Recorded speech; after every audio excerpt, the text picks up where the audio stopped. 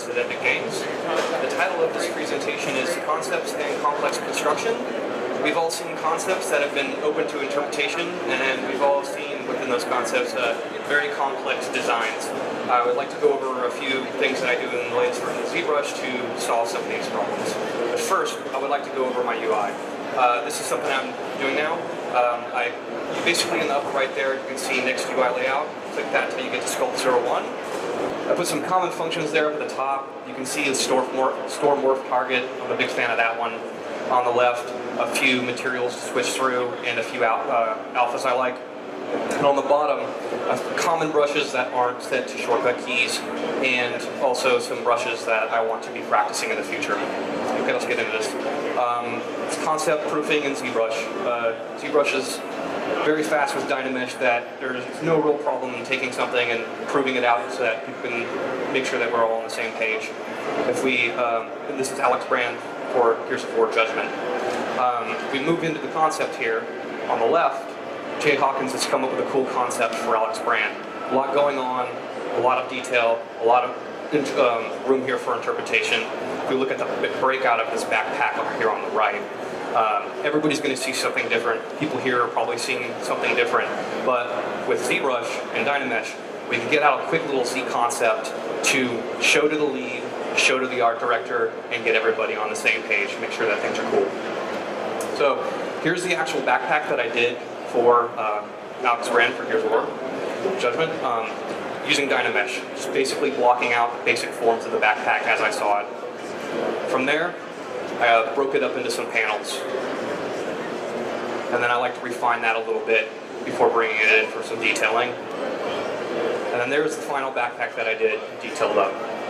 So here's a video displaying that I did for Siggraph, going over this again. You'll notice I don't really add divisions or go into Dynamesh right away. I find that the topology kind of allows me to have some fun little inventive things that might just pop up. And here you can see I'm using the Move tool. I use the Move tool a lot. It's probably the #1 tool that I use in ZBrush, especially in these early parts where you're just trying to lay out the basic forms. I forgot a panel in the concept, so I need to get that panel in there. It's basically like a ramp brush with like a ramped alpha, and you can just drag that along and get another panel in there. And then with a pinch tool, I like to go in, hold Alt, maybe with a heavy brush mod, and just kind of pinch around those edges to kind of knock in a panel. Pinch is really good for forcing things into place. Still changing the proportions. It's never too late to change the proportions. That's the main thing that matters there. So I'm using a lot of Move, some pinch, maybe a little bit of trim dynamic. So this is something I like to do. Inflate allows to push some form really heavily and quickly, so I inflate it up, and then I get the flatten tool, and I just do some quick along the edges there, and just knock in a secondary little tech object. And I've done that at the bottom there as well. So that's just inflate and flatten it back and forth. It gets a nice volume chunky piece.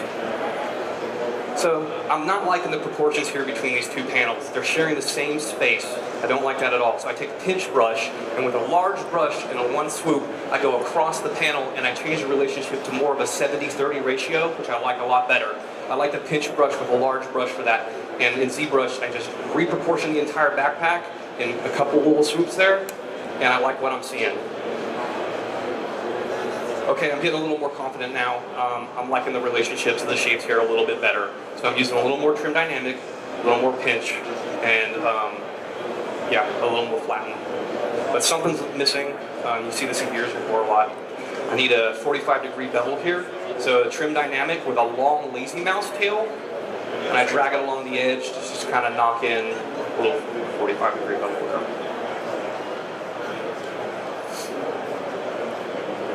And I'm going to be doing this around the backpack. You'll see I do it on the outside edge right there, and around the bottom, and all over the place.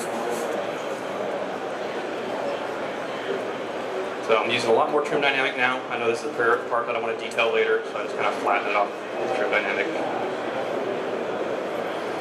And then here at the end, I just use the Move tool, and I just set the model at an angle, tug it upwards, get the trim dynamic out, and just trim around that a little bit. Okay, so here's the backpack that I will be detailing for the demo here today. But first, I would like to show that I retopologized it to break it into panels. There's a lot of different ways to skin this pad. different tools, different ways of going about this. If you want to just get some quick divisions or have something real fast to start with, you could use the new powerful ZRemesher tool. But here I'm using the topology tool because I want the points along key areas, including along the edges of the 45-degree little chamfers I did. So I just want to get things to be, you know, right around the areas that I want them. And I'm not putting a lot in between those spots in the panel so that things can kind of come out smooth there.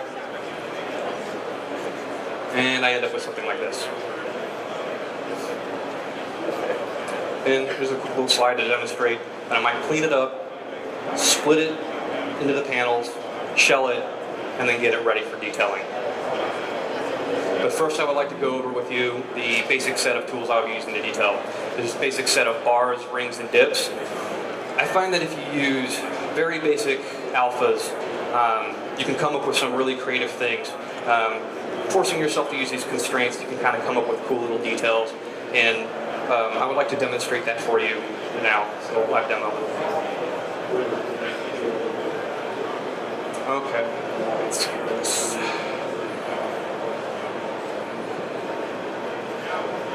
So the thing here is to have fun. I use a lot of like drag dot and drag rec, and with these basic shapes here, this little we'll grab this bar,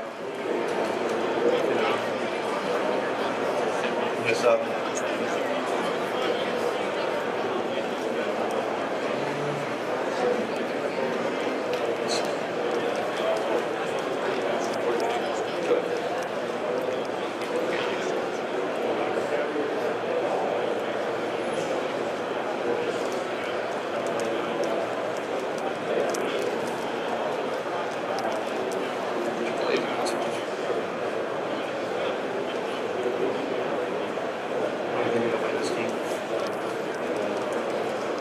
So these are in the concept, you know, these like these little things here that I'll just kind of drag on and try to make them look nice and even. I'm going to crank my focal shift up so I don't get like that messiness with the alpha. So with this basic bar, I can also go in and crank up the intensity a little bit, and I might just do something like this down here with Alt, and then release off, and with the same alpha, just drag like a little thing in there. It looks like it might be a little latch that you would hit to like pop a panel off. Maybe same alpha, just kind of drag a little trough in there, like that. And that's just with the one alpha. You don't need to just keep making like custom alphas for everything. And as you play around, you kind of like discover some of these little things with the different ones. You can see I have some separate panels here, and I'm using symmetry. Symmetry's on with, I like to use Littleton, actually. And I'll grab this. And even though these two are not connected, I might do something like this. And come over here, just like line up another one like that. Push it back in there.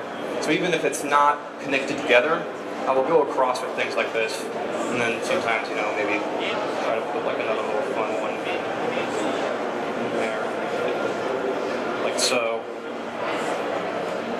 And then if they are connected across, just kind of have another till in there, and this just takes some playing around. And I just like to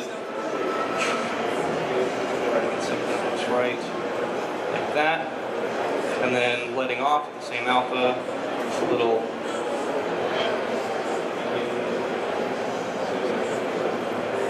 just maybe like that. Just using the same alphas.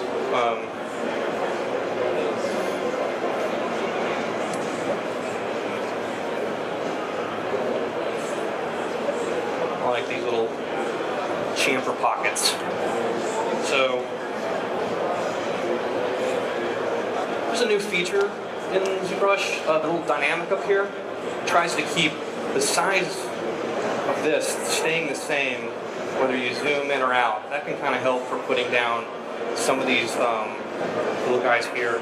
I'm going to use a drag rec though on this and just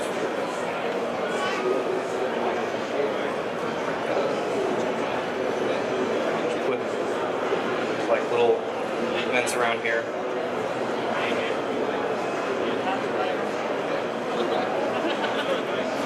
Like that. But that's pretty simple. Something that's kind of hard to do with ZBrush lately, but sometimes I like to try to kick things at an angle with the alphas. I'll play around and do something like that and get like it to distort. This is kind of fun to do. I just suggest playing around, and you can kind of pick things at an angle and see like it looks like a little piece that goes into a socket. So with any basic alpha we have, like I like to try to get things at an edge there, and then the same. If I put like a bolt in there. Okay. So now I'm going to put some detail here on the backpack.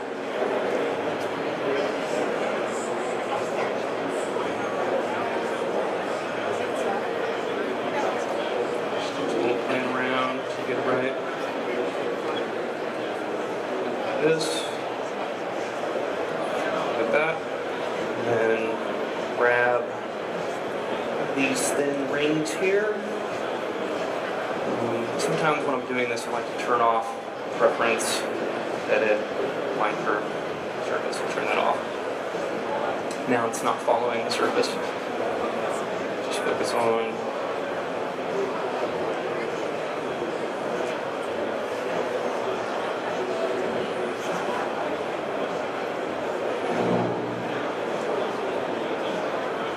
around this, a little deep.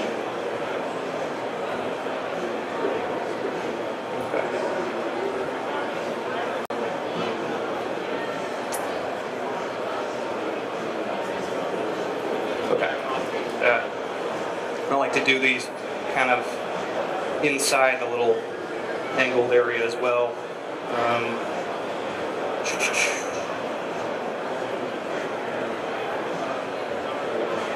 That can be kind of cool, make it look like there's a little cup in there.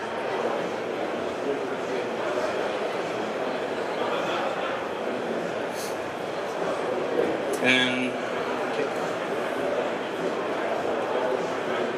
check the bucket. So.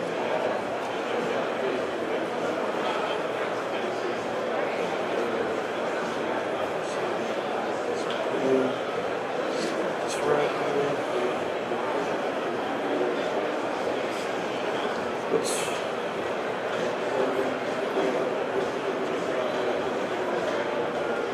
Like that.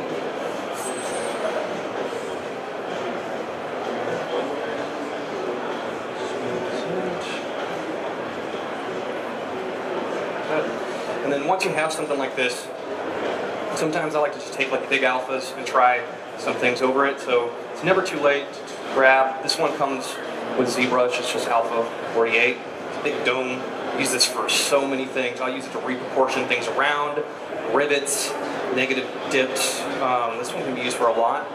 Let's go. Just drop this entire thing on top of it.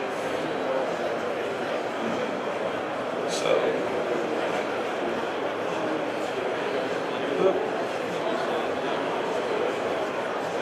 Having some difficulty there.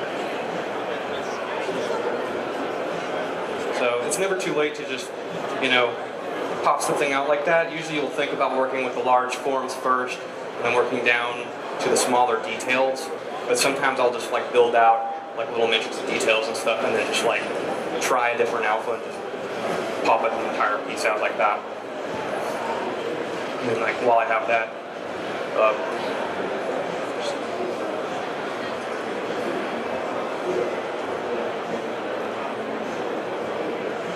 like this, like that. Grab the move tool.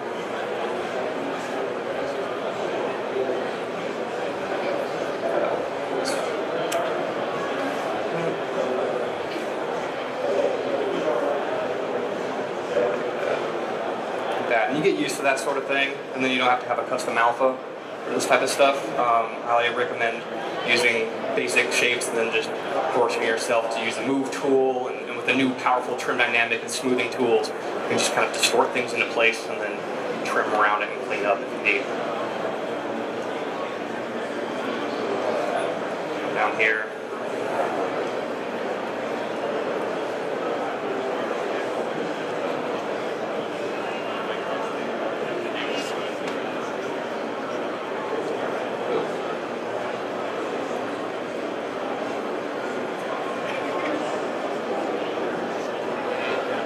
Put just like this in here, then just go positive, just go negative again.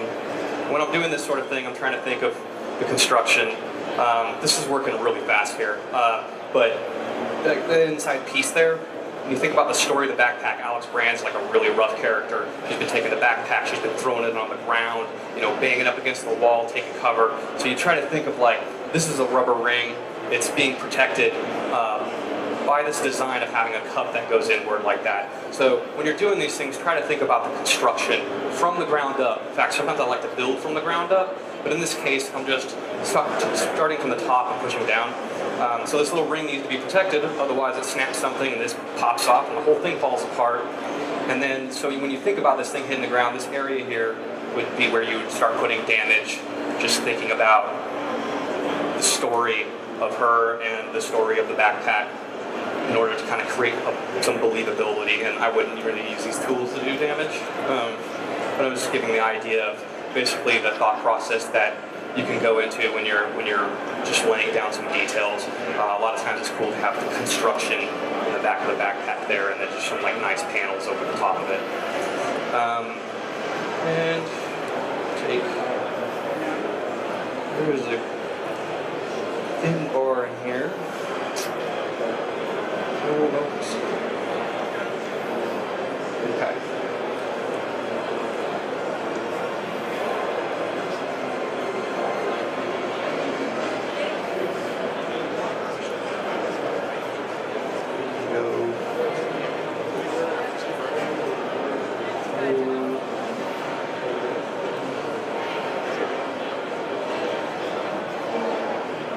Now I'm just putting splits on the backpack right over the other details. A lot of these splits are in our concept.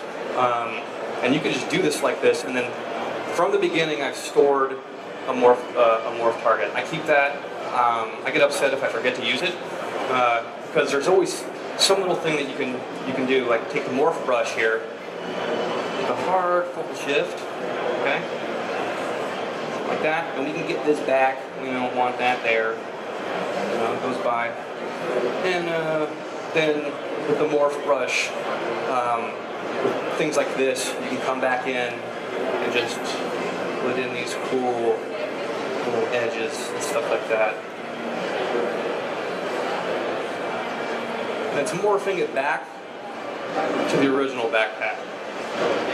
But with that little tool there, you have options to play with these sort of things, not having to painstakingly, deal with, sometimes you can take, when you get practice, this sort of thing, you just get a move tool, start pulling things at edges and stuff like that.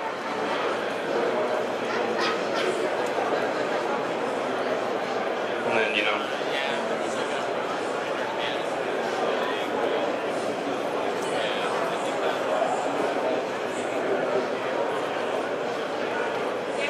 and who doesn't like rivets? You need to get some rivets in there, bring it together.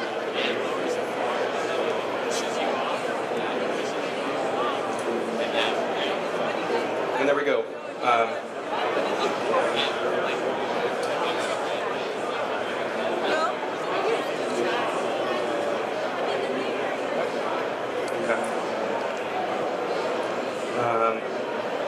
Here's the final backpack that I did for Alex Brand for Years Before Judgment. Moving on, I would like to move into the Infiltrator demo. I did the Infiltrator character model for this demo, and I would like to go over some similar solutions like I did with Alex Brand. On the left here, we have an awesome concept by James Hawkins. This concept's great. It's got all types of stuff going on, details, objects, really crazy stuff. There's the model on the right. We need to get to that. Zooming in, just on the face alone, we've got a lot of complex detail that is open to interpretation here. What connects where, what exactly is some of these pieces. If you break out just that piece on the bottom of his mask there, that's how I interpreted it in the bottom right. That's what I wanted. When I started thinking about creating that, I knew Booleans, the powerful Booleans tool in ZBrush is going to be paramount for creating that. The contiguous surface and the way that the lines come in. I didn't want to attempt it in just a standard modeling package. So I like to go into that. There's a basic piece there. There's a cut that I'm going to carve out, and that's the polys are flipped on that. And then there is a nub that I'm going to be welding back in to get to that final look. So here we go. It's going to be Control+D adds divisions. I like to use that shortcut a lot. And I just divide it up till I have enough polys. And here I'm going to do 1024. You're going to want to play with this. If you hit Dynamesh and it takes way too long, it's too high. But if you come over here and hit Polyframe, you can just have a quick look, make sure it's decent. I poly enough. Okay, we're going to add in our second piece. You can see the polys are flipped, and I'm setting it to subtract. And then I'm going to go down, and I'm going to merge this down.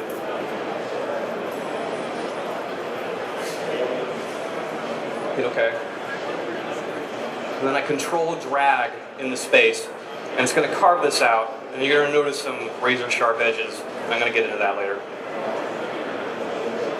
There we go, that's cut out. And I'm just going to add in that third piece there. I'm going to leave that on addition by just leaving it alone. Select the base piece, hit merge down, hit OK. Once again, control drag, space. We'll gluing that together. And then I needed to clean it up a little bit. I think if I was a little more careful, I wouldn't have to, but the tools are awesome. It's just basically trim dynamic, smooth and polish, or flatten, and I have those set on shortcut keys, and I'm just basically smoothing the surface there and sharpening up on those edges coming in. I like to use a shiny material on stuff like this, and I don't look at the object. I actually just look at the shiny part, and I roll it across the surface to kind of see where it warbles. It feels robotic. And as you do that, you just, wherever it warbles, you just start to fix it using the tools. And then I'm using the smooth tool there on those razor sharp edges to knock it back so that it matches the other edges around there. The sharpness gave it some play so I could get that final object. Here we go with it's very similar to the backpack. I want to get some low poly in there. So I'm going to use a topology brush, and I'm just going to run around the key edges until I get a nice new low poly. There is the final low poly. What I like to do is turn SMT off, which is next to the divide there, and then divide it twice. Keeps it close to the original model. It's basically like a tessellate. I'm going to turn SMT back on. We're going to divide it up. I went to 1 million, but whatever you want to do there for high polys. Display the original model, and then we're going to do a projectile. With this projectile, you're going to want to hit undo and play with the distance a little bit and hit projectile again. Don't just keep mashing projectile. You get all sorts of a mess.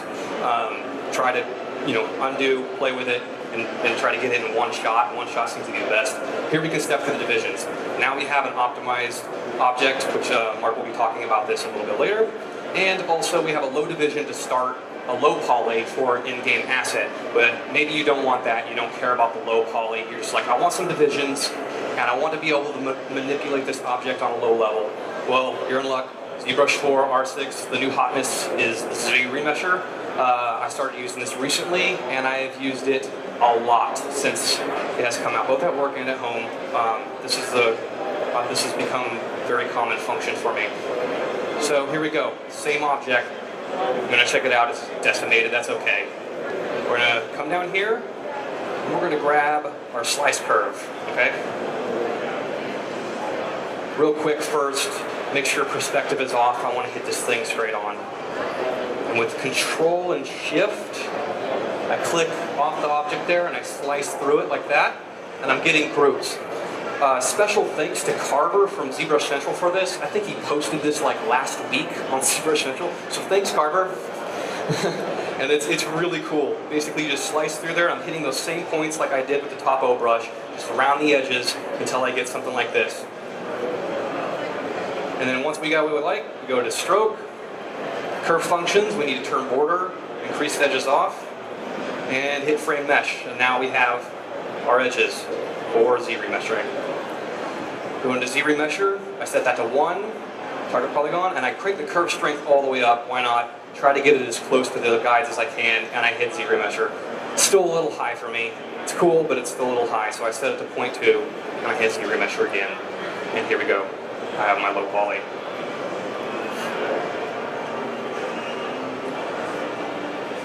And I display the original model very similarly. SMT off, a couple divisions, SMT back on, divide it up.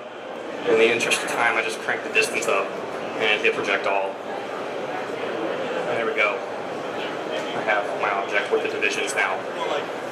Really fast with Z-remesher. So there's the piece right there. And this is the previs image that I did for the team, so we can have an idea what it looks like, how things transform, the mask comes down, it's up. Just an overall pre-visualization image. A lot of the objects you see here use the methods I was talking about, so booleans, cutting out edges and stuff like that, and using Dynamition, just getting out a quick concept of things. But this isn't the entire character. The entire character is right here. This is broken up into separate ZTL files. Each thing that you see here is its own ZTL file. Doesn't start out this way. Starts out all together so art directors, leads, people can see it. We can make sure that he looks cool. We're liking where it's going. From there, the trust is, okay, I'm going to take this, I'm going to detail this up, and we needed this to be done quickly. Quick turnaround here. So in order for it to get this done quickly, I decided that I wanted to break it up into these separate things. But I worked in a certain order. I actually worked from the inside out, starting with the body there, in the upper left, maybe to the legs, maybe over to the head. Each time I move over, I bulk Z-decimate the entire file, the entire chunk. You can just maybe set one and go get something to drink or eat. And you can see it here in the colored objects. I append those back into the pieces so that I can see the proportions and the details and relationships of shapes across the pieces adjacent to each other. That allows me to work quickly, but still keeps things in order and makes sure things are looking good. When you work this way, you get to slam out divisions really fast. People can come by and you can have things quickly looked at and approved, and you can kind of reuse things, stuff like that. Do quick decimations, get low polys out. I have the sub-tools and polys for each of these up here. So sub-tools, 7K polys. Some of them are pretty crazy. But what I want to focus on here is 215 million polys across 350 sub-tools about. That's for the entire character. When you do something like that, like I said, not only can you reuse things and move fast, but also you can create really awesome color maps for your texture artists. They look like this. And you hand these off to your texture artists, they get excited. You can break things out into different materials, do different effects with this, texture it up, goes down the pipeline, and eventually ends up in Unreal Engine 4. This is a screen grab from our real-time demo, Unreal Engine, for our Infiltrator demo. And what you are looking at here is the culmination of a lot of talented, awesome artists I get to work with every day at Epic Games. These guys here, it's great.